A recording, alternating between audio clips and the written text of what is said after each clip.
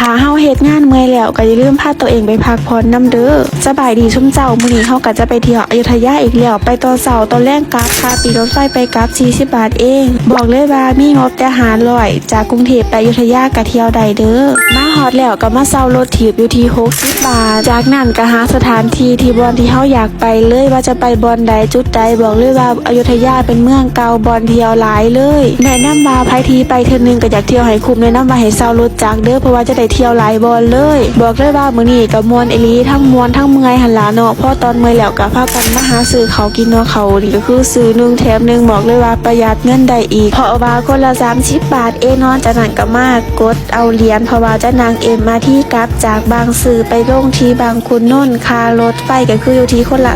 32 บาทเอาเป็นว่ารวมๆแล้วมื้อนี้ก็คือข่อยหมดเงินไป400เองบ่ฮอด500ซ้ำแถมยังไปได้ขนมสายไหมมาฝากเอื้อยอีกบอกเลยว่าคุ้มอีหลีก่อนนี้เฮาจะนั่งวินกลับเนาะก็เลยแบ่งของกันอยู่MRTเลยแล้วก็แยกกลับไผมันได้บายเอาไว้พอกันคลิปหน้าเด้อว่าจะเที่ยววันใดอีก